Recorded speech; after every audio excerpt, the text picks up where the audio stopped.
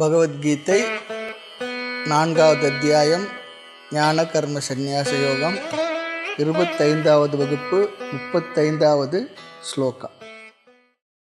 யஜ்ஞாத்வா ந புனர்மோகம் ஏவம் யாஸ்யசி பாண்டவ ஏன பூதான்யசேஷேன த்ரக்ஷ்யஸ்யாத்மன்யதோ மயி யஜ்ஞாத்வா ந புனர்மோகம் ஏவம் யாஸ்யசி பாண்டவ ஏன பூதான்யசேஷேன த்ரக்ஷ்யஸ்யாத்மன்யதோ மயி.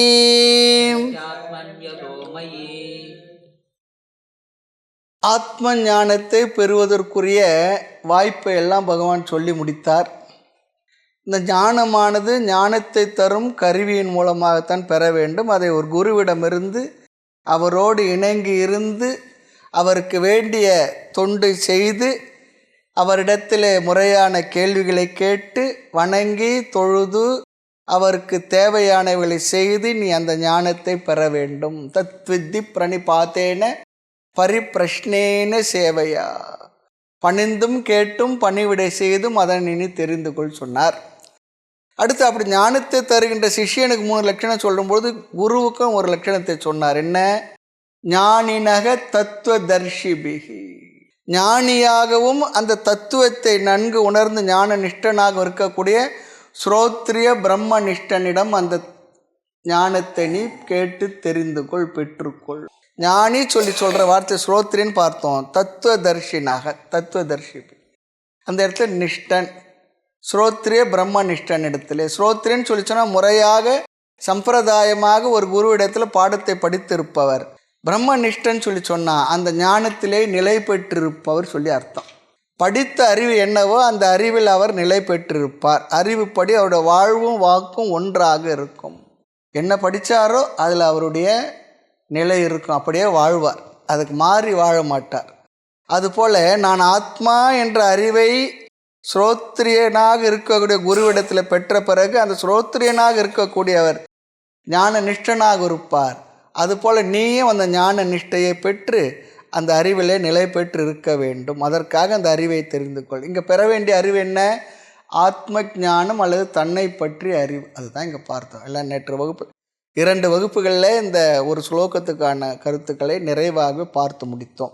அடுத்து இந்த 35வது ஸ்லோகம், 35, 36, 37 3 ஸ்லோகங்களில் ஞான பலன், ஞான கர்ம சந்நியாச யோகத்தில் எந்த ஞானத்தை பேசினாரோ அதன் பலனை கூறுகின்றார். ஞான கர்ம சந்நியாச யோகத்தில் என்ன ஞானத்தை பேசினார்? செயலில் செயலின்மையை பார், செயலின்மை செயலை பார். இந்த செயல்களை எல்லாம் செய்வது உடல் மனம்தான், ஆத்மாவாகிய நீ இல்லை. ஆனால் நீ என்ன நினைத்து கொண்டிருக்கிறாய்?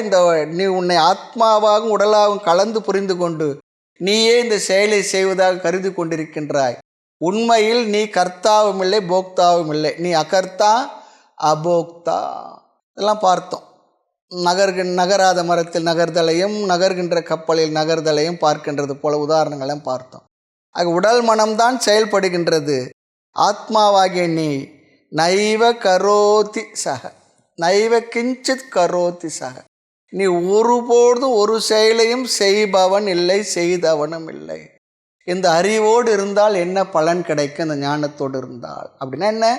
தன்னை ஆத்மாவாக புரிந்து கொண்டு ஆத்மாவாகிய நான் நிஷ்கிரியாக ஒரு செயலையும் செய்பவன் இல்லை. இந்த ஞானத்தினுடைய பலனை இங்கு கூறுகின்றார். 35வது இந்த ஸ்லோகத்தில் மோகநாசம் பலனாக சொல்வார். 36ல் பாபநாசத்தை பலனாக சொல்வார். பாபநாசம் ஒரு ஊரே இருக்கு, அந்த ஊரை பற்றி சொல்லலை, அந்த பாப்பங்களை நாசமாக்குகின்ற அந்த பாவனை அது சொல்கிறார். இங்கே பார்ப்போம். 35ல் மோகநாசம் பலனாக கூறப்படுகின்ற ஞான பலன் என்ன? மோகநாசம். மோகத்தை கொன்றுவிடு அல்லால் என் மூச்சை நிறுத்தி விடு சொல்லுவார் பாரதியார்.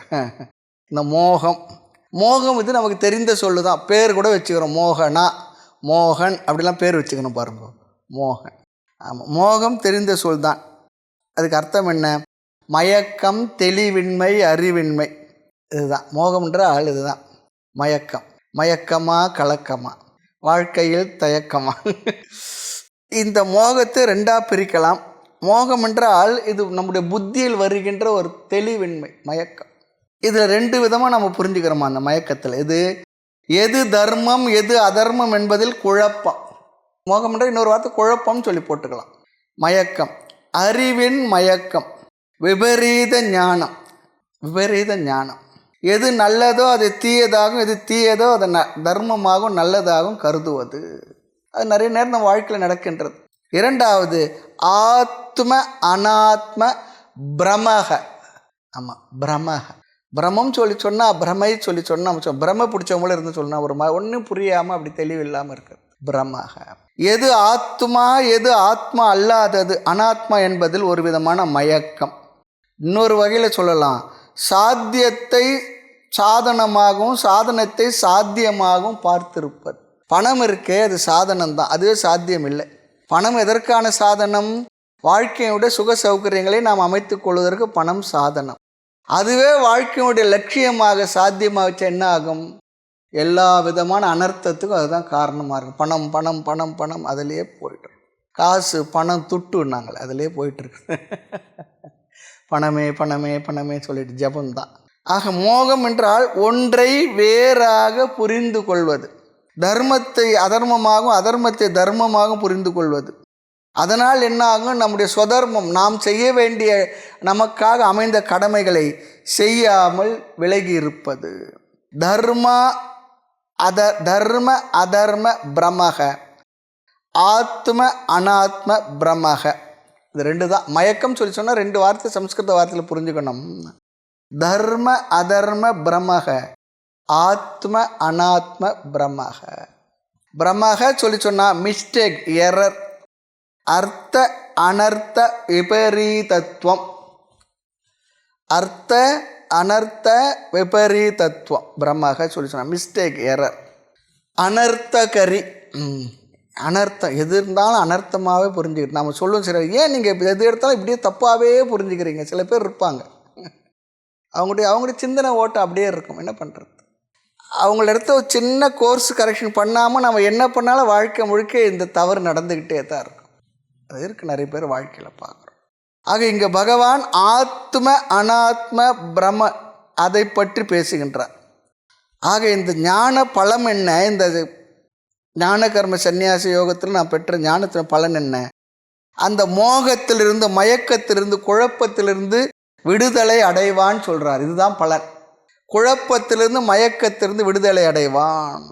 ஆக ஆத்ம அனாத்ம பிரம என்றால் என்னவென்றால், இன்னொரு வார்த்தை, இரண்டற்ற ஆத்மாவில், ஒன்றாகவே இருக்கக்கூடிய ஆத்மாவில் பலவற்றை பார்த்தல். இது ஒரு விதமான மோகம். ஆத்மா சொல்லி சொன்னால் இருக்கின்ற எல்லாம் ஒன்று தான் இருக்கின்றது. அந்த இரண்டற்ற ஒன்றேயான ஆத்மாவில் பலவற்றை பார்த்தல், இது மோகம் சொல்லி சொல்கிறார். இதை சொன்னார். ஒருவர் நம்ம ஏமாற்ற அனுமதித்தது யார்? நம்முடைய புத்தி. இந்த புத்தி மோகத்தில் இருப்பது. இந்த மோகம் என்பது புத்தியில் உள்ள ஒன்று. நாம் சில நேரத்தை ஏமாந்துட்டு அவங்கள திட்டுவோம். யார்? நம்ம ஏமாத்துறதுக்கு நாம் தானே அனுமதி கொடுத்தோம். நிறைய நேரத்தை அப்படி தான் இருக்குது.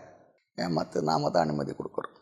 சில நேரத்தில் என்ன ஆகுதுன்னா, நாம் இப்படி ஏமாந்துட்டுமே அப்படி சொல்லும்பொழுது அதிகமான வருத்தம். இப்படி ஏமாற்றிட்டாங்கன்னு சொல்கிறத விட நம்மளை இப்படி ஏமாற்றிட்டாங்களே அப்படின்னு நம்ம மேலே நமக்கு ஒரு வருத்தம் வரும். அது போலலாம் வரக்கூடிய அந்த குழப்பம், மயக்கம். ஆக மோகத்தில் பலவிதமான மோகம் இருக்கான். அதில் இறுதி மோகம் என்னன்னு சொல்லி சொன்னால் ஆத்ம அனாத்ம மோகம்தான். ஆத்மாவை அனாத்மாவாகவும் அனாத்மாவை ஆத்மாவாகவும் கருதி கொண்டிருப்பது. சரி, இப்படிப்பட்ட ஆத்மா எவ்வளவு இருக்குது? ஆத்மா சொல்லி சொன்னால் ஒரு அர்த்தம் அழியாத என்றுமுள்ள நித்தியமான பொருள், அழியாத பொருள். ஆத்மா சொன்னால் அது எத்தனை இருக்குன்னா ஒன்றுதான் இருக்கின்றது. ஆத்மா ஒன்றுதான் இருக்கின்றது. அத்விதீய ஆத்மனி அநேகத்துவ பிரமக. அத்விதீய ஆத்மனி அநேகத்துவ பிரமக. இரண்டற்ற ஒன்றேயாக இருக்கக்கூடிய ஆத்மாவில் 2, 3, 10 பார்ப்பது. அநேகத்துவம், ஏகன் அநேகன் சொல்கிறோம் பாருங்க. அது அநேகம், அநேகம்னா நிறையன்னு அர்த்தம். ஆக அத்விதீய ஆத்மனி என்றால் இரண்டற்ற ஒன்றாக இருக்கின்ற ஆத்மாவிடத்தில் பலவாக தோன்றியிருப்பதாக எண்ணுவது, தோன்றியிருப்பது, இப்படி ஒரு எண்ணம் நம்மிடத்தில் இருப்பது ஒரு விதமான மோகம் என்று சாஸ்திரமானது நமக்கு ஒரு அறிவை தருகின்றது. அல்லது ஆத்மனக நாசத்துவ பிரமாக, இந்த ஆத்மா அழிந்துவிடும் என்கின்ற ஒரு எண்ணம். நம்ம அப்படி தான் நினைக்கிறோம், நான் இறந்து விடுவேனோ, நான் இறந்துட்டா அதுக்கு அடுத்து ஃப்யூச்சரே இல்லை, எல்லாமே முடிந்து விட்டது அப்படி சொல்லி நினைக்கிறேன் பாருங்க. இது ஒரு விதமான பிரமை சொல்கிறார். காரணம், ஆத்மா என்றுமே அழிவதில்லை. இந்த உடல்தான் அழிகின்றது, இந்த உடல்தான் அழியும், ஆத்மா அழியாதது. இந்த தவறுனால் என்ன ஆகின்றது? பயம் வருகின்றது, நான் இல்லாத போயிடுவோனோ. இந்த சவமாகக்கூடிய இந்த உடலிலே அழியாத சிவம் இருக்கின்றது. சிவம்னா என்ன? ஆத்மா. இந்த உடல் சவமாக போகின்றது. இருக்கும் பொழுது இது உள்ள ஏதோ ஒன்று ஓடிக்கிட்டு இருக்கு. அந்த தோற்பாவை நாளால் சுமையாக ஜீவன் என்றுங்க ஆற்பால் எடுத்தது எவராலே பராபரம். இந்த தோல் பொம்மை இதுக்குள்ளே ஏதோ ஒன்று இருந்துட்டு ஆட்டுவித்து கொண்டிருக்கின்றது. ஆக சவமாக கூடிய இந்த உடலுக்குள் சிவம் இருக்கின்றது. சிவம்னா என்ன? ஆத்மா, பிரம்மம் இருக்கின்றது. அதை புரிஞ்சுக்கணும். அதனால தான் சொல்கிறோம், அந்த சத்து போயிடுறதுனால தான் செத்து போயிடுதுன்னு சொல்லி சொல்கிறோம். ஆமாம், இது இப்போ விழுந்திருக்க அந்த உடம்புக்கும் பிணமாக இருக்க உடம்புக்கும் நமக்கு என்ன வித்தியாசம்? பெரிய வித்தியாசம் இல்லை. ஆனால் இதுவரை அது ஓடி ஓடி எவ்வளோ காரியத்தை செய்தது விழுந்து கிடக்கிறது. அப்போ அது உள்ளே என்ன இருந்தது? வரைக்கும் ஏதோ ஒன்று இருந்தது, அதுதான் சத்து சொல்லி சொல்கிறேன்னு வச்சுக்கோமே. அது இப்போ அதுக்குள்ளே இல்லை. உடம்பு இருக்குது, ஆனால் அதுக்குள்ளே இருந்தது போயிட்டு செத்து, அதுதான் செத்து போயிட்டு சொல்லி செத்து போயிட்டான். ஆக செத்து போகக்கூடிய சவமாகக்கூடிய அந்த உடலுக்குள்ளே சத்தாக ஒன்று இருக்கின்றது, அதுதான் சிவம். சிவம் சொல்லி சொன்னால் நம்ம நினைக்கிற சிவபெருமான் அந்த அர்த்தத்தில் இல்லை. ஆத்மா, பூர்ணமான நிறைவான ஆனந்த ஆத்மா. தமாஷா சொன்னோம், நம்ம கொழுக்கட்டைக்குள்ளே இருக்கிறதும் பூர்ணம்தான், இந்த கொழுத்த கட்டைக்குள்ளே இருக்கிறதும் சிவம் என்ற பூர்ணம்தான். ஆக சவமாகக்கூடிய இந்த உடலுக்குள்ளே அந்த சிவம் என்கின்ற ஆத்ம தத்துவம் இருக்குது, அது அழியாதது. நான் நிரந்தரமானவன், அழிவதில்லை, எந்த நிலையில் எனக்கு மரணம் இல்லை. கவிஞர் கண்ணதாசனுடைய வார்த்தை இது. எந்த நிலையில் எனக்கு மரணம் இல்லைன்னா, அப்போ மரணம் பண்ணிருந்துச்சு, மரணம் அடைந்தார் சொல்கிறாங்களே, இறந்து விட்டார் சொல்கிறாங்களே, இயற்கை எதினார் சொல்கிறாங்களே சொல்லி சொன்னால், இந்த உடல் தான் மரணம் அடைகின்றதை தவிர இதனுள்ள இருந்த ஆத்மா என்றும் உள்ளது, அழியாதது. அதுதான் கிழக்க சொல்கிறார். ஆத்மனக நாசத்துவ பிரமக, பிரமை சொல்கிறார், மயக்கம் சொல்கிறார். ஆமாம், மயக்கம்னா ஒன்றை வேறொன்றாக கருதுவது, கயிறை பாம்பாக நினைப்பது மயக்கம் தானே. ஆக ஆத்மாவிடம் எவ்வளவு தவறு செய்துள்ளோமோ அத்தனையும் நாம் இங்கு எடுத்துக்கொள்ளலான்னு சொல்லி சொல்கிறார். ஆக சுருக்கமாக சொன்னால், ஒன்றாக இருக்கின்ற ஆத்மாவிடம் பலவாக இருப்பதாக பார்த்தல். ஆக இதுதான் மோகத்துக்கு லட்சணம். இன்னொரு ஒரு லட்சணம் இருக்குது, எந்த இடத்துக்கு எவ்வளவு இருத்தலை, முக்கியத்துவத்தை, சத்தியத்துவத்தை, ரியாலிட்டி தரணுமோ அதை விட அதிகமான இருத்தலை, இருப்பை, சத்தியத்துவத்தை, முக்கியத்துவத்தை தருவதுக்கு பெயர்தான் மோகம். எவ்வளோ முக்கியத்துவம் தரணுமோ அவ்வளோ முக்கியத்துவம் தரணும். அதை விட ஓவராக கொடுத்தோம்னா அது பேர் தான் மோகம் சொல்லி சொல்கிறோம். ஒருத்தருக்கு எவ்வளோ முக்கியத்துவம் தரணும் அவ்வளோ முக்கியத்துவம், அதுக்காக அவர் குறைஞ்சவர் இல்லை. நான் வீடுகளிலே பார்ப்போம், சில பேர் என்ன பண்ணுவோம், வெளியிலே வராண்டால் பேசி அனுப்பிடுவோம், சில பேர் கேட்டில் பேசி அனுப்பிடுவோம், சில பேர் ஹாலில் உட்கார பேசி அனுப்புவோம், சில பேர் தான் என்ன பண்ணுவோம், வீட்டினுடைய எல்லா இடத்துக்கும் கூப்பிட்டுட்டு போவோம். அது நம்ம வாழ்க்கையில் இருக்க தான் இருக்குது, டிஸ்கிரிமினேஷன் இல்லை. அது அவருக்கு அவ்வளோதான் வேலை, அவ்வளோதான் தேவை, அதனால் போயிடுவார். அதுபோல் இந்த வாழ்க்கையில் எதற்கு எவ்வளோ முக்கியத்துவம் தர வேண்டுமோ, ரியாலிட்டி கொடுக்கணுமோ, சத்தியத்துவம் கொடுக்கணுமோ அவ்வளோ கொடுக்கணும். ஆனால் நம்ம அதிகமாக ஓவராக கொடுக்குறது தான் மோகம் சொல்லி சொல்கிறார். ஆக ஒரு பொருள் உண்மையில் அங்கு கிடையாது, இன்னொரு உதாரணம் சொன்னால், ஆனால் நம்ம கண்ணுக்கு தெரிகின்றது. அதனுடைய இருப்பு எவ்வளவு, எதுவரை, கண்ணுக்கு தோற்றமாக இருக்கின்ற வரை இல்லையா, அதை நாம் என்றும் இருப்பது என்று நாம் நினைத்தால் அதுக்கு பேர் தான் மோகம். உதாரணம் என்ன, வருகின்றோம், வழியில் ஏதோ இருட்டான இடம், பகலும் இல்லை இரவும் இல்லை, மாலை நேரம், அந்த நேரத்தை தூரத்தில் ஒரு கயிறு தெரியுது. அந்த கயிறை பார்த்தோன்னு சட்டுன்னு அப்படி கொஞ்சம் தயங்குறோம், பார்த்தா ஒரு மாதிரி வளைஞ்சிருக்கு. அது என்ன, நம்ம மனசில் என்ன ஆகிடுது, அது பாம்பாக இருக்குமோ, அதுதான். அது உண்மையில் பாம்பு இல்லை, அதோட தோற்றம் நமக்கு அப்படி தெரியுது. உண்மையில் பாம்பாக இருந்தால் என்ன ஆகியிருக்கணும், ஏதோ நம்ம குச்சி ஏதோ பண்ணோம்னா கொஞ்சம் நேரத்தில் அதை வளைஞ்சி நெழுதி போயிருக்கணும். நிச்சயமாக எல்லா அந்த விலங்குகள் நம்மளை பார்த்து அதுதான் பயந்துக்கிட்டு போகிறது. ஆனால் நாம் அதை பார்த்து நாம் பயப்படுறோம். உண்மை அதுதான். எங்கள் ஆசிரமத்தில் இடம் வாங்கின புதுசில் 92, 93 வெறும் சரளை தான், எதிர்க்க என்ன இருக்கோ அப்படி தான். அத்தனை விஷ ஜந்துவும் இங்கே பார்க்க முடிஞ்சது. இந்த பக்கம் வயக்காடு, அந்த பக்கம் ஃபாரஸ்ட் லேண்டு, காம்பவுண்டில் எல்லோரும் இல்லை. அந்த பகவானோட புண்ணியத்தில் யாருக்கும் எந்த சிரமமும் கொடுக்கல. அவ்வளோ இருந்தது தான். ஆக எங்கேயோ பாம்பை பார்த்துருப்போம், எங்கேயோ கயிறை பார்க்குறோம். அதோட தோற்றம் நமக்கு என்ன ஆகி விடுகின்றது? பாம்பை போல தெரிகின்றது. ஆனால் அந்த பாம்பை போல தெரிந்தது என்றும் இருக்குமா? என்ன அறிவு வந்த உடனே அது கயிறு தான் தெரிஞ்ச ஒரு அங்கே இருந்த பாம்பு என்ன ஆச்சு? போய்விட்டது. உண்மையிலே பாம்பு அங்கேருந்து போச்சா? பாம்பு அங்கேருந்து போயிருந்தால் கயிறு கூட தெரியக்கூடாது. ஏன்னா அது பாம்பு தானே அது. அதன் பிறகு அங்கே என்ன தெரிகின்றது? கயிறு தெரிகின்றது. அந்த பாம்பு என்றுமே அங்கே இருக்காது. நாம் என்ன நினைக்கிறோம்? மோகத்தை அது என்றும் இருப்பதாக நினச்சிக்கிறோம். அப்படி நினைக்கிறதுக்கு பெயர் தான் மோகம். அந்த கயிறு பாம்பு உதாரணம் எத்தனை வகையாக வேணால் இன்டர்பிரட் பண்ணலாம். வேதாந்த கயிறு, வேதாந்த பாம்பு. ஆக பாம்புக்கு எவ்வளோ இருத்தலை தரணும்? ஸ்டேட்டஸ் ஆஃப் எக்ஸிஸ்டன்ஸ் எவ்வளோ தரணும்? அது தோற்றமாக இருக்கின்றது என்ற வரையத்தான் அந்த பாம்புக்கு என்ன முக்கியத்துவம் தரணும். அதன் பிற்பாடு கயிறு தானே எடுத்து கையில் காட்டின பிற்பாடு கூட இல்லை பாம்பு தான் சொல்லி சொன்னால் என்ன சொல்லுவோம்? பயந்துக்கிட்டா ஒன்றும் பண்ண முடியாது. ஆக அது தோற்றமாக இருக்கின்றது என்ற வரை அதற்கு இருப்பை தந்தால் போதும். அது மோகம் இல்லை. பாம்பு மாதிரி தெரிஞ்சுது, அவ்வளோதான். மாதிரி, அவ்வளோதான். ஆக கயிறு அது பாம்பு தான் என்று சொல்லிவிட்டால் அதுக்கு பேர் மோகம் சொல்லி சொன்னார். ஆக அதற்கு எவ்வளவு ரியாலிட்டி தர வேண்டும், அதற்கு மேல் கொடுத்தால் மோகம். அந்த காலத்திலலாம் புது சினிமாலாம் வரும், தெரியும் எனக்கு. அந்த வாத்தியார் படம்லாம் சொல்லுவோம். வாத்தியார்னு யாரும் தெரியும் நமக்கு பழைய 50 ரூபா டிக்கெட் 500 ரூபா கொடுத்து வாங்கிட்டு போவாங்க. முதல் நாள் முதல் காட்சி பார்க்கணுன்றதுக்காக. அது என்ன அதிகம் தானே, ஓவர் தான் அது. அது ஒரு விதமான அடுத்து கொஞ்ச நாள் அது ஃப்ரீயாக தான் கிடைக்க போகிறது. இருக்க நம்ம சாதாரண போய் பார்க்கலாம். ஆக ஒன்றிற்கு 10 மடங்கு நாம் அதுக்கு என்ன பண்ணுறோம்? வேல்யூ கொடுத்து வச்சுருக்கிறோம். எவ்வளவு ஆர்டர் அல்லது டிகிரி ஆஃப் ரியாலிட்டி ஒரு பொருளுக்கு இருக்குமோ அதற்கு மேல் கொடுத்தால் அது மோகம். இந்த உலகத்தில் 2 பொருள் இருக்குது. ஒன்று ஆத்மா, என்றும் உள்ள அழியாத பொருள். இன்னொன்று அனாத்மா, ஆத்மாவிற்கு வேறானதாக, அழியக்கூடியதாக, மாறக்கூடியது, மறையக்கூடியதாக இருப்பது. ஆக ஆத்மா என்றும் உள்ளது, அனாத்மா இருப்பதை போல இருந்து தோன்றி மறையக்கூடிய தோற்றமாக தெரிவது. ஆனால் உண்மையில் அது கிடையாது. அது வெறும் தோற்றம் மட்டும். அதனால தான் அது இருக்கின்றது என்று விவகாரத்தில் நாம் பேசுகிறோம். விவகாரத்தில் ஒத்துக்கிடுறோம், ஆமாம் இருக்கின்றது. இல்லவே இல்லைன்னு சொல்லி தான் அது பேச வேண்டிய அவசியம் இல்லை. இல்லாத ஒரு பொருளை பற்றி பேச வேண்டிய அவசியம் இல்லை. இருப்பதை போல் தெரிகின்றது, நம்முடைய அனுபவத்துக்கு இருக்கின்றது, அவ்வளோதான். அதனால் நாம் பேசுகிறோம். அதற்கு ஒரு விதமான இருத்தலை நாம் கொடுத்து இருக்கின்றோம். காரணம் அது நம்முடைய அனுபவத்தில் தெரிகின்றது. ஆக மோகம் என்றால் உண்மையில் இருப்பதை விட்டு விட்டு வெறும் தோன்றுவதை, தோற்றத்தை இருக்கின்றது என்று நினைத்து கொள்வதற்கு பெயர் மோகம். ஆக உண்மையாக உள்ள ஆத்மாவை விட்டுவிட்டு அது நாசம் அடைகின்றது, அழிகின்றது என்று நினைத்து கொண்டு எதையெல்லாம் தோற்றத்தில் இருக்கின்றதோ அவை அனைத்தையும் ஆத்மா என்று நினைத்தால் அது மோகம். என்ன நாம் இந்த உடலை நித்தியமானது நினைக்கிறோம், மற்ற உலக விவகாரங்களை, பொருள்களை நித்தியமான நினைக்கிறோம். ஆனால் ஆத்மா அழியாதது. ஆனால் அதை நான் அழிவதாக நினைக்கின்றேன். இதுதான் மோகம் சொல்கிறார். அழியாத ஆத்மாவை அழிவதாகவும் அழியக்கூடிய அனாத்மாவை அழியாததாகவும் மாற்றி நினைத்து கொண்டிருக்கிறோம். இது ஒரு மோகம். மோகத்தில் பெரிய மோகம் இதுதான் சொல்கிறார். ஆக அந்த மோகம் என்ன ஆகுமா? ஞானத்தினால் போய்விடும் சொல்கிறார்.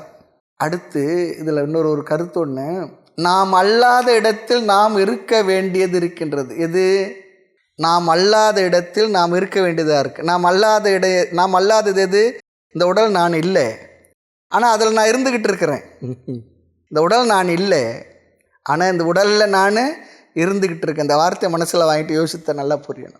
இந்த உடல் நான் இல்லை, ஆனால் இந்த உடலில் நான் இருந்து கொண்டிருக்கிறேன். ஆத்மாவாகிய நான் அழியாத ஆத்மா இருந்து கொண்டிருக்கின்றது. அழிகின்ற பாலில் அழியாத நெய் எப்படி இருக்கு, கெட்டு போகின்ற பாலில் கெடாத நெய் எப்படி இருக்கின்றதோ அதுபோல அழிகின்ற இந்த உடலில் அழியாத ஆத்மாவாகிய நான் இருந்து கொண்டுள்ளே. ஆனால் நான் என்ன நினைக்கிறேன்? நான் அழிஞ்சு போயிடும்னு சொல்லி நினைக்கிறேன்.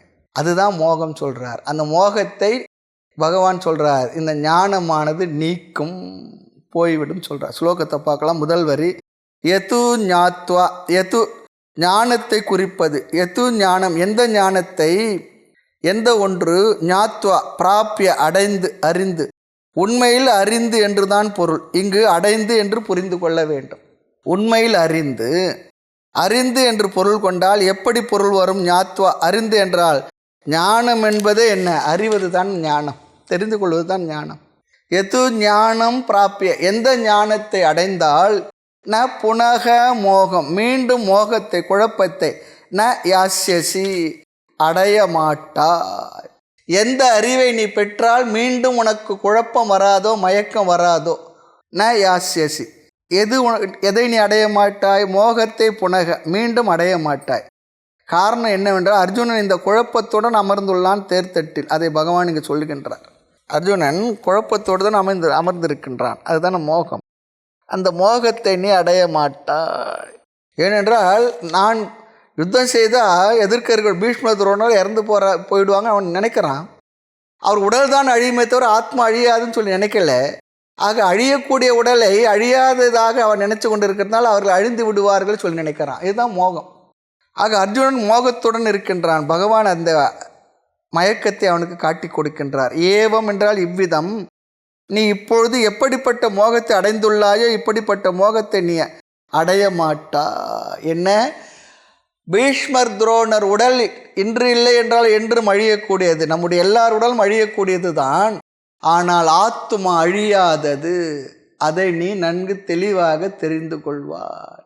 இந்த குழப்பம் உனக்கு வராது. ஏனென்றால் அவர்கள் அழிவில் அவனுக்கு வருத்தம் இருக்கு. அவர்கள் அழியாத ஆத்மஸ்வரூபம். உடல் தான் அழியும். உன்னால் உடலைத்தான் அழிக்க முடியும், ஆத்மாவை அழிக்க முடியாது. இந்த மாவீரன் அலெக்சாண்டர் த கிரேட் வந்திருந்த பொழுது அங்கே இருந்த பஞ்சாப் பகுதியில் இருக்கிற புருஷபுரம் அங்கெல்லாம் வந்தார். இப்போ பெஷாவர்லாம் நம்முடைய ஏரியா தான், புருஷபுரம் தான். தக்ஷசீலம், பெஷாவர், காந்தகார் எல்லாம் நம்முடைய தேசம். பாஞ்சாலம் முதல் கொண்டு எல்லாம் நம்முடைய தான். என்ன பண்ணுறது, நம்முடைய அறியாமையினால் இழந்துட்டோம், அது வேறு விஷயம். அப்போ கேட்டார், நீங்கள் என் கூட வரணும்னு சொல்லி சொன்னார். ஏன்னா அவருடைய குரு சொல்லி அனுப்பினார். இந்தியாவுக்கு போனேன்னா அங்கே என்ன ஒரு தத்துவ ஞானம் இருந்தாருன்னா அவர் எப்படியாவது அழைச்சிட்டுவான்னு சொல்லி கூப்பிட்டார். அவர் சொன்னார், நான் வரமாட்டேன், நீ போன்னுட்டார். வரலைன்னா நான் உங்களை என்ன பண்ணுவேன் தெரியுமா? நீ என்ன வேணா பண்ணு, உங்களை கொண்டுட்டா என்ன பண்ண? நீ என்னோட உடலை தான் கொல்ல முடியும், ஆத்மாவை என்ன கொல்ல முடியாது, நீ போயிட்டு வான்னிட்டார். இவ்வளோ தைரியம் பாருங்கள். பெரிய ராஜா எல்லாத்தையும் ஜெயிச்சுக்கிட்டு வர்றான். அதனால ஏவம் என்றதில் நீ மோகத்தின் வசத்தில் உள்ளாய். ஆரம்பத்தில் அர்ஜுனன் அழுதான். அப்படி மோகத்தில் வசப்பட்டு அழுது துக்கப்பட்டு கொண்டுள்ளாயே, அந்த மோகமும் போய்விடும்.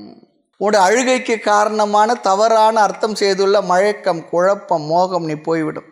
திடீர் என்று அதில் இன்னொரு அர்த்தம், திடீர் என்று ஞானம் வந்து திடீர்னு மோகம் போயிட்டு பிறகு மீண்டும் ஞானம் போய் மோகம் மீகண்டு வந்துடுமான்னா. ஒரு முறை ஞானம் வந்தால் போகாது, ஞானத்தால் போன மோகம் புனக மீண்டும் வராது. புனக ந யாஸ்யசி சொல்கிறார். அறிவு வந்தால் போகாது, அறியாமல் போனால் வராது. ஞாபகம் வச்சுக்கோங்க. 2-2-4 அறிவு வந்தாச்சா. அப்புறம் என்ன? அதுக்கு முன்னே 2-2-4 தெரியல, டீச்சர் சொல்லி கொடுத்துட்டாங்க, தெரிஞ்சிட்டுது. அப்புறம் அந்த அறிவு என்ன ஆகும்? இருக்குது, வேணும் பொழுது நமக்கு வரும். அது அறிவு வந்தால் போகாது, அறியாமல் போனால் வராது. போனால் வராது, பொழுது போனால் நிற்காது. அது போல தான். ஆக அர்ஜுனனுக்கு என்ன மோகம் இருக்கின்றது? பீஷ்மர் துரோணர் எல்லாம் இறந்து விட போகின்றார்களே, இவர்களையெல்லாம் நான் கொல்ல வேண்டுமே, இது அதர்மம் இல்லையா? அந்த மோகமும் அர்ஜுனனுக்கு இருக்கின்றது. தனது சொதர்மம் செய்ய வேண்டியது என்கின்றதை மறந்து விட்டான். தான் செய்ய வேண்டிய சொதர்மமாகிய அவனுடைய கடமையை அதர்மம் என்று நினைக்கின்றான். அதுதான் இங்கே பெரிய மோகம். ஆக தர்ம அதர்ம மோகமும் இருக்கின்றது. சொதர்மத்தை செய்ய வேண்டும் என்பதை கூட அதர்மமாக நினைக்கின்றான். பீஷ்மர் துரோணர் உடல்தான் அழியப் போகின்றது, ஆனால் அவர்களே அழிந்து விடுவார்களே என்று நினைக்கின்றான். நானும் அழிந்து விடுவேன் என்று நினைக்கின்றான். ஆக அழியாத ஆத்மாவை அழிவதாக நினைத்த மோகமும், செய்ய வேண்டிய சொதர்மத்தை செய்யக்கூடாததாக நினைத்த மோகமும் இப்பொழுது அவனிடம் உள்ளது. ஆமாம், ஆத்மானாத்ம பிரமை, தர்ம அதர்ம பிரமை ரெண்டுமே அர்ஜுனனுக்கு இருக்குது. அர்ஜுனனுக்கு மட்டும் இல்லை, அவருக்கு இருந்தால் நான் ஏன் படிக்கணும்? அவர் ப்ராப்ளம் வேறு, என்னுடைய ப்ராப்ளம் வேறு தானே. இது பொதுவான ஒரு அறிவு, எல்லா ஜீவர்களுக்கும் இருக்கக்கூடிய ஒரு மயக்கம், தெளிவின்மை. இது இந்த ஞானத்தால் சென்றுவிடும், திரும்பி உன்னிடம் வராதுன்னு சொல்லி சொல்கிறார். எப்பொழுது? எது ஞாத்வா, இந்த ஞானத்தை அடைந்தால் மனதில் உள்ள குழப்பம், காரணமே இல்லாமல் உனக்கு வந்துள்ள இந்த குழப்பம் நீங்கும். அதனால் என்ன? மோக்ஷம். சரி, குழப்பம் வந்தால் சும்மா இருப்போமா? மற்றவங்களும் குழப்புவோம். சரி, இந்த குழப்பம் எது வரைக்கும் இருக்கட்டும்? 70-80 வயசு வரைக்கும் இருக்கட்டுமா? அதுவும் கூடாது, நீக்கி கொள்ள வேண்டும். ஆக பகவான் ஞானத்தினுடைய திருஷ்ட பலன், நேரடியாக நாம் பார்க்கக்கூடிய பலனை இங்கு சொல்லுகின்றார். மனதில் ஏற்படுகின்ற குழப்பம், மோகத்தினுடைய நீக்கம்தான் இந்த ஞானத்தினுடைய பலன், மோக நாசம். அடுத்து 2வது வரியில் முக்கியமான ஒரு வரி இது. ஞானம் ஞானம் ஞானம் சொல்கிறோமே, இது எப்படிப்பட்ட ஞானம்? எப்படிப்பட்ட ஞானம்? எப்படிப்பட்ட ஞானத்தை அடைந்தால் இந்த மோகம் போகும்? அதன் தன்மை எப்படிப்பட்டது? அதை பகவான் இங்கு ஞாபகப்படுத்துகின்றார். அது எப்படிப்பட்ட பார்வையை நமக்கு கொடுக்கும்? இந்த ஞானம் உலகை எப்படி பார்க்க வைக்கும்? மோகத்தை நாசமாகும் ஞானத்தினுடைய லட்சணத்தை சொல்லுகின்றார். மோகத்தை நாசமாக்கக்கூடிய ஞானத்தினுடைய லட்சணத்தை இங்கு சொல்லுகின்றார். இந்த ஞானம் வந்த பிற்பாடு நாம் இந்த உலகத்தை எவ்விதமாக பார்ப்போம், பொருள்படுத்துவோம்? இந்த ஞானத்துக்கு முன்னையே இதே கண்களால் இதே உலகத்தை தான் பார்த்துக்கிட்டு இருக்கோம். இதே மரம், செடி, கொடிகள், மனிதர்கள் தான். ஆனால் ஞானம் வந்த பிறகு நம்முடைய மனதில் ஏற்பட்ட மாற்றத்தினால் இந்த உலகத்தை பார்க்கும்போது எப்படி பார்ப்போம்? ஒரே நபர் தான், அவரை நமக்கு நண்பராக இருக்கும்போது ஒரு மாதிரி பார்த்துருப்போம், வேறு மாதிரி ஆகும்போது என்ன பண்ணுறோம்? அவரையே ஏன் ஒரே ஆள் தானே, ஒரே கண்ணு தானே, மாமிச கண்ணு தானே அவரை காட்டுது, என்ன மாற்றம் இருக்குது? அதே சிகப்பு, அதே கருப்பு, அப்படி தானே இருக்கார். மனதில் அந்த மாற்றத்தினால அவரை பற்றி பெர்ஸ்பெக்டிவே நமக்கு மாறி போயிடுது, பார்க்குறோம், வேறு விதமாக பார்க்குறோமே. ஆகவே நம்முடைய துக்கமே எப்படி இருக்குது என்றால் உலகத்தில் இல்லை. இந்த துக்கம் உலகத்தில் இல்லை, உலகத்தை பார்க்கின்ற விதத்தில் தான். உலகம் நமக்கு துக்கத்தை தரலை, அந்த சொற்கள் கூட துக்கத்தை தரவில்லை. அந்த சொற்களை பொருள்படுத்த விதத்தில் தான் நமக்கு துயரமே வருகின்றது.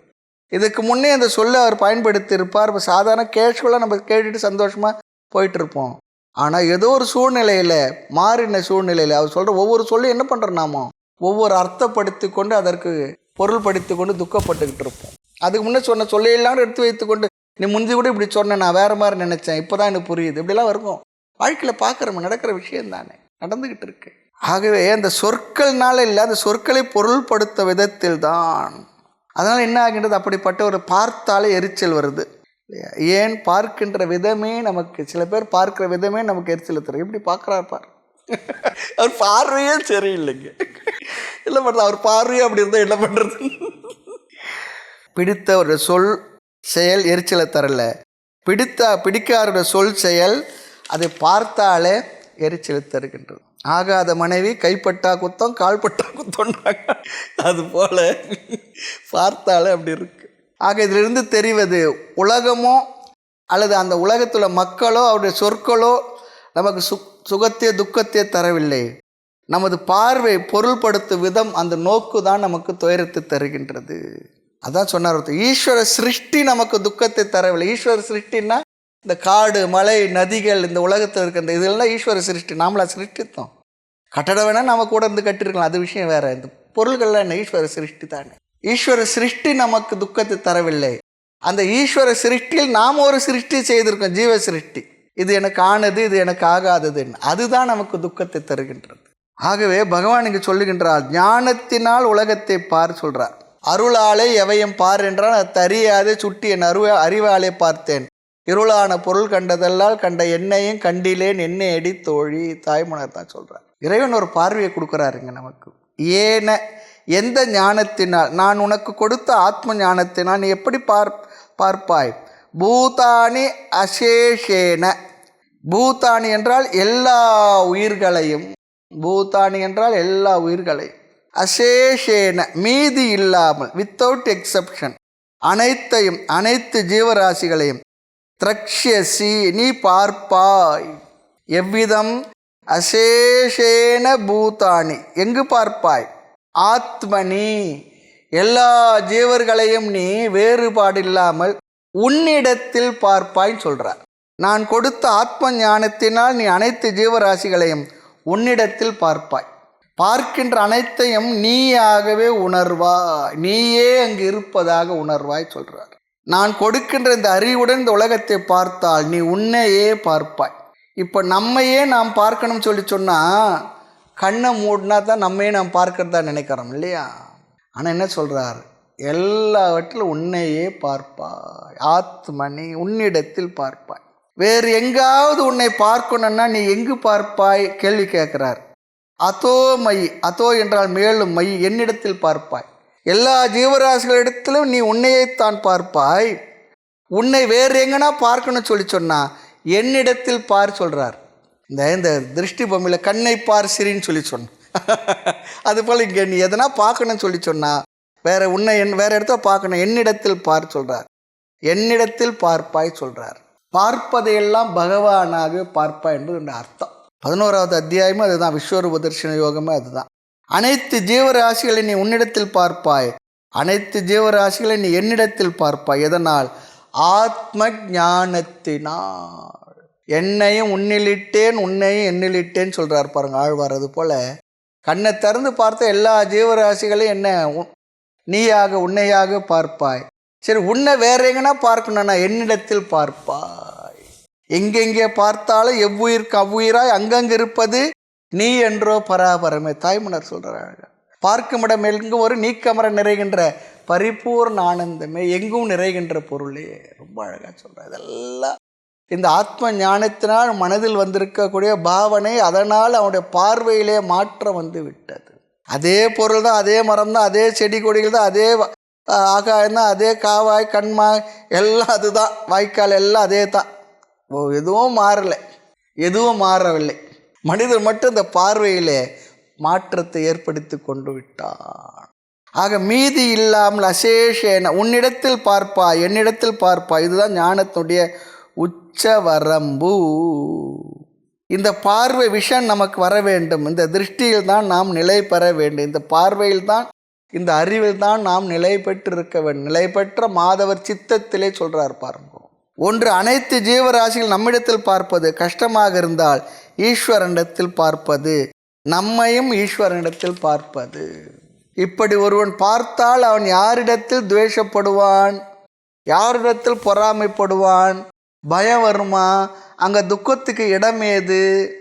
சம்சாரம் இல்லை துக்கம் வரணும்னு சொன்னால் வேறு ஏதாவது ஒன்று இடத்துல தான், நமக்கு அந்நியமான ஒன்று இடத்துல தான் இருந்து வரணும். அத்வைத திருஷ்டியில் எல்லாம் ஒன்றுதான் என்று நினைக்கின்ற அத்வைத திருஷ்டியில் சம்சாரத்துக்கு இடமில்லை, துயரத்துக்கு இடமே இல்லை, மோகத்துக்கும் இடம் கிடையாது. ஆக பகவான் சொல்லுகின்ற இந்த கருத்தை நாம் கொஞ்சம் விசாரம் பண்ணணும். இது வரைக்கும் சுலோக கருத்தை எல்லாம் நாம் பார்த்துட்டோம்.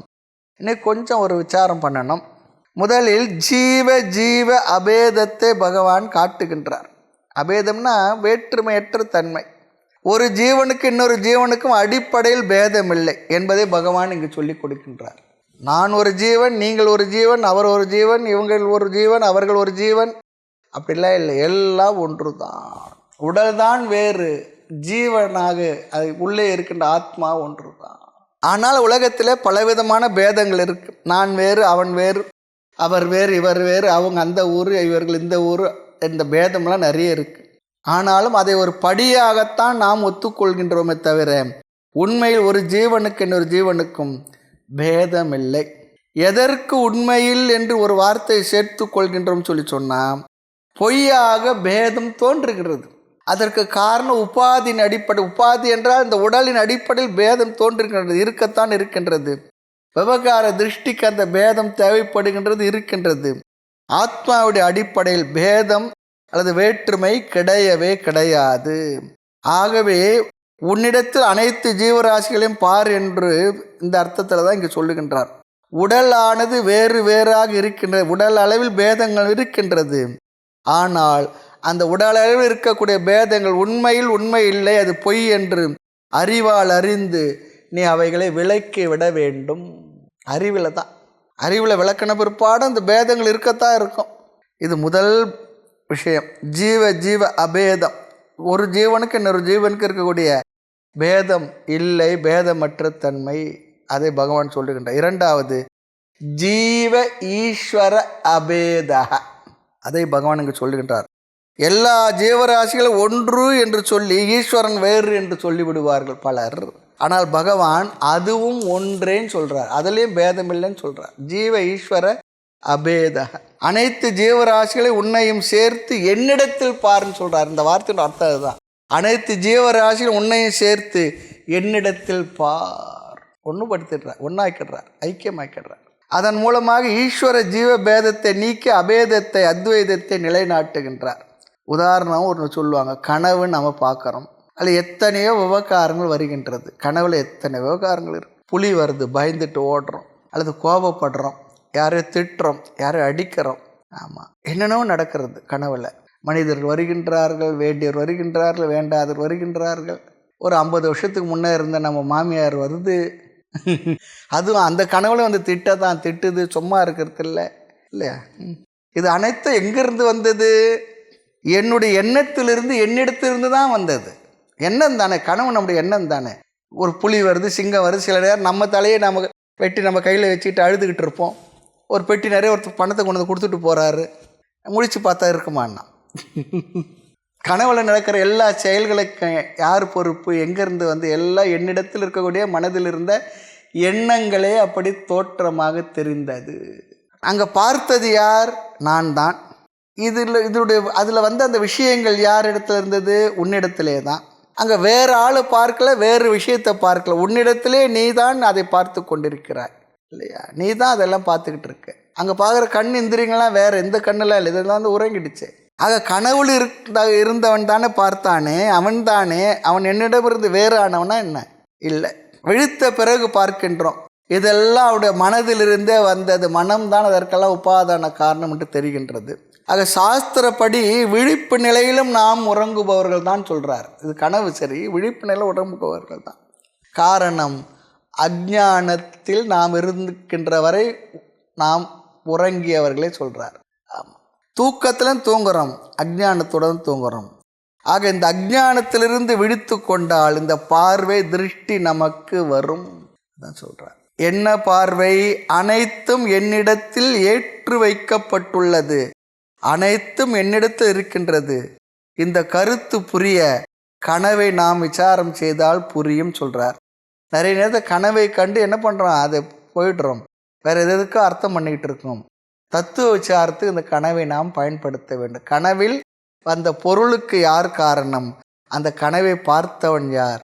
அவன் எனக்கு வேறு ஆனவனா? வேறு ஆளாக பார்த்த நான் தான் பார்த்தேன். ஆக கனவில் தெரிகின்ற எந்த பொருளும் எனக்கு அந்நியமாக, வேறாக, இல்லாததாக, அப்பாற்பட்டதாக இல்லையோ, எப்படி அப்பாற்பட்டதாக இல்லையோ அப்படி விழிப்பு நிலையிலும் எந்த பதார்த்தமும் எந்த பொருளும் ஆத்மாவிற்கு வேறாக இல்லை.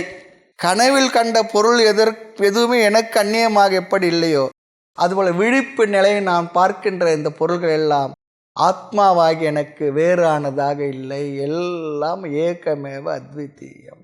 வேறு உதாரணம் பார்க்கலாம். பலவிதமான பானைகள், அதில் சிறிய பானை, பெரிய பானை எல்லாம் இருக்குது. அனைத்து பானைகளுக்குள்ள என்ன இருக்குது? ஆகாசம் இருக்குது. அந்த ஆகாசமும் வெளியில் உள்ள ஆகாசமும் வேறா ஒன்றான என்ன சொல்லுவோம்? பானைகளுக்குள் இருந்த அந்த எம்டி ஸ்பேஸ் இருக்கு ஆகாசம், அதுவும் வெளியில் இருக்கிற ஸ்பேஸும் ஒன்றா வேறா? சிறியது பெரியது என்பது பானையினுடைய அளவினால் ஏற்பட்ட மாறுதலை தவிர, வரையறையை தவிர, சிறியது பெரியது என்று ஆகாசத்தில் இல்லை. வெளியில் உள்ளதற்கு வேறானதாகவும் இல்லை, எல்லாம் ஒன்றே. எப்பொழுது அந்த பானையை உடைச்சிட்டேன்னு சொல்லிச்சோம், அந்த பானையில் தெரிந்த சிறிய பெரிய ஆகாசம் எங்கே போச்சு? ஆகாசத்துலாம் பானை இருந்தது, ஆகாசத்தை அது ஒரு வடிவமானது வரையறுத்தது. இப்போ 20க்கு 40 ஒரு ஹாலை சொல்கிறோம். 20, 40க்குள்ளே என்ன இருக்குது? ஆகாசத்தை தான் என்ன பண்ணுறோம்? 4 பக்கம் செவரு, மேலே ஒரு கூரை போட்டோம்னா ஆகாசத்தை தான் வரையறுத்தோம். அப்புறம் அது 4 செவரு மேலே இருக்க கூரையும் எடுத்துட்டா என்ன இருக்குது?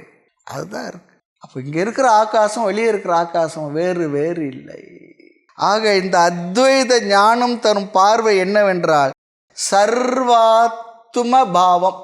சர்வாத்மா எல்லாம் அந்த ஆத்மாவே. அனைத்தும் பிரம்மம் என்று நீ அப்பொழுது உணர்வாய். அனைத்தும் என்னுடையது, எனக்கு வேறாக ஒன்றும் இல்லை. காடும் மலையும் நதியும் கரைகளும் கடலும் வானும் எல்லாம் என்ன?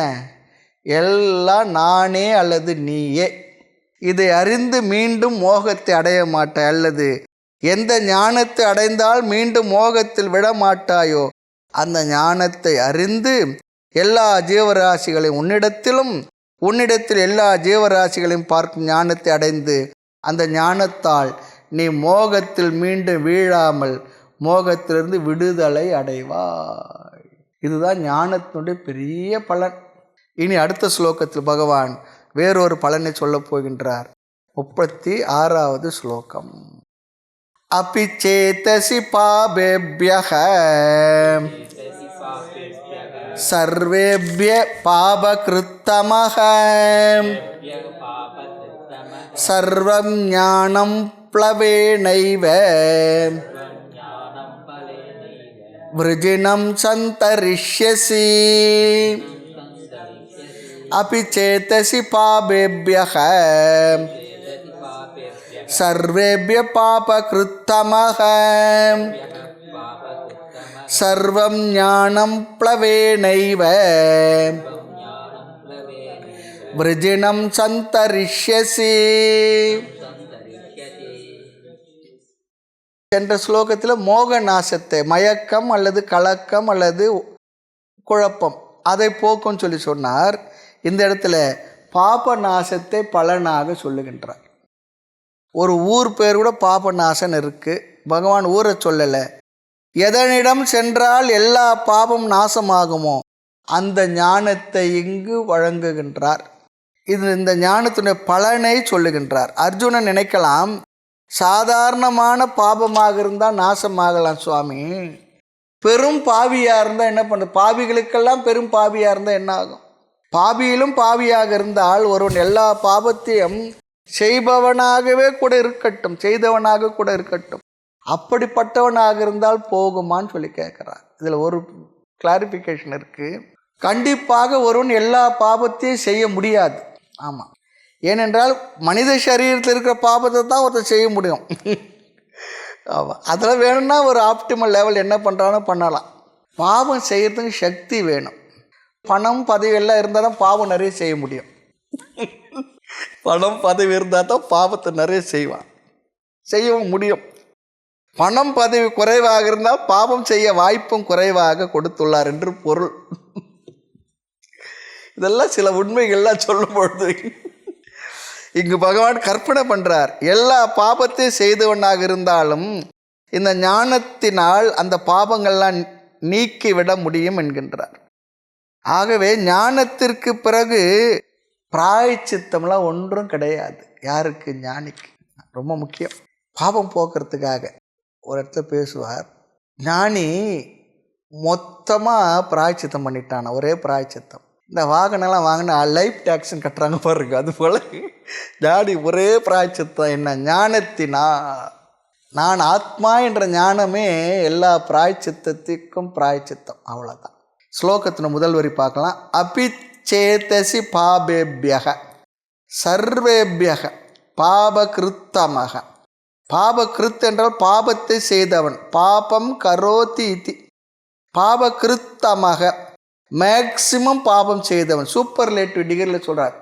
கிருத்தமக தமம் சொன்னால் சூப்பர்லேட்டிவ் டிகிரிக்கு அப்புறம் எதுனா இருக்கா என்ன?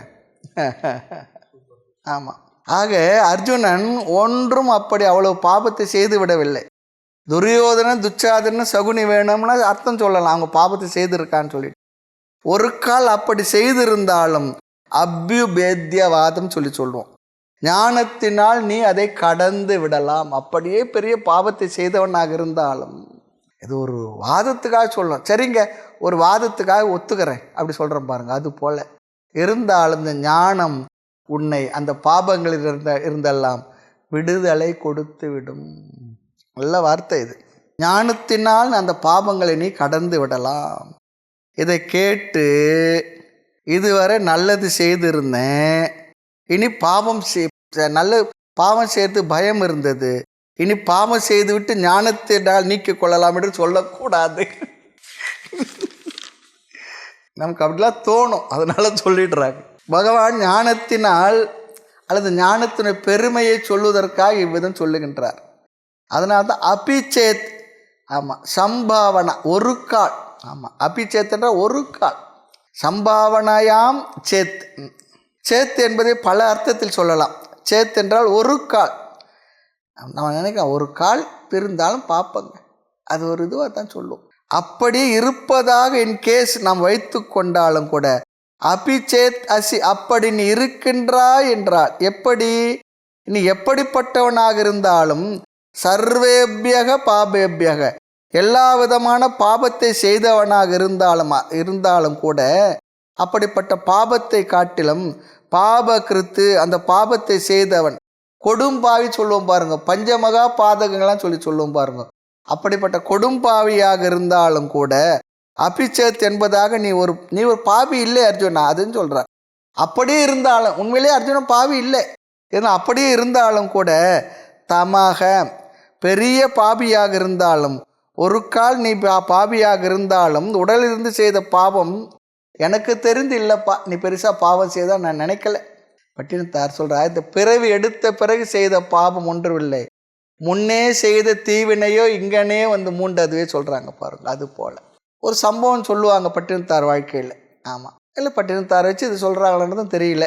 இது உஜ்ஜயினியில் நார்த்தில் நடந்ததாக சொல்லுவாங்க.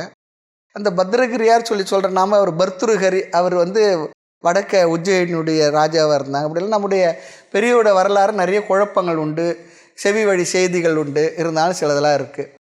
அப்போ ஒரு இடத்துல உட்காந்துக்கிட்டு இருக்கார் ஒரு கோயிலில். அப்போ ஏதோ ஒரு திருடர்கள் அரண்மனை திருடிட்டு ஓடுறாங்க.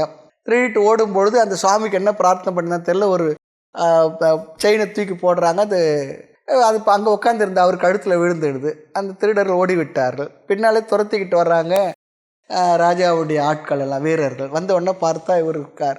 இவர் கழுத்து அந்த ராஜாங்கத்தில் அரசத்தினுடைய அரண்மனை இருக்கக்கூடிய செயின் ஒன்று அவர் கழுத்தில் இருக்குது. இவன் தான் திருடன், கூப்பிடுங்கப்பா. அழைச்சிட்டு போகிறாங்க. அழைச்சிட்டு போனால் இவருக்கு என்னென்னு தெரியல. பார்த்தோன்னே ராஜாவன் தண்டனை கொடுத்துட்றார். இவர் கழுமரத்தில் ஏற்றிடுன்னு. இது சுருக்கமாக சொல்கிறேன் கதை. எடுத்துக்கினோடனே கழுமரத்து முன்னே நிற்கிறாங்க. பார்க்குறாரு. அப்போ தான் அவர் தன் முனைப்போர் தான் பார்த்து என்ன நடந்ததை புரிஞ்சுக்கிட்டார். என்ன தப்பு நடந்துடுச்சு. அப்போ தான் சொல்கிறாராம், இந்த பிறவி எடுத்த பிறகு செய்த வினை யாதொன்றும் இல்லை, எப்போ செய்த வினை இங்கனவே ஒன்று மூண்டதுவோ அப்படி சொல்கிறார். சொன்ன உடனே அந்த கழுமரம் பற்றி எரிந்தது சொல்லுவாங்க. இந்த செய்தி ராஜாவுக்கு சொன்ன உடனே ராஜா ஓடி வரான். வந்துட்டு நான் தப்பு செய்துட்டு ஒரு பெரிய மகானாக இருக்கணும், ஞானியாக இருக்கணும்னு சொல்லிட்டு அவர் திருவடிகளை விழுந்து வணங்குறான். பிறகு அவர் எடுத்த சிஷ்யனாகிற அவர் தான் பத்ரகிரியார் சொல்கிற ஒரு கருத்தும் இருக்குன்னு. அது பர்துருஹரி, வைராகி சதகம் எழுதினவர் பர்துருஹரி சொல்கிறோம். பத்ரகிரியார் புலம்பல் என்று தமிழிலும் கூட இருக்குது, பட்டினத்தார் பாட்டோட சேர்ந்து அதுவும் இருக்குது. ஆக தெரிந்து செய்யவில்லை, ஒரு கால் தெரியாமல் செய்திருந்தாலும் நாம் சொல்கிறோம், அதுபோல் நீ மகா பாவியாக இருந்தாலும் ஞானம் என்ற படகினால் அதை நீ கடந்து விடலாம், தாண்டி விடலாம், கடல் தாண்டி விடலாம், சம்சார கடலை தாண்டி விடலாம்.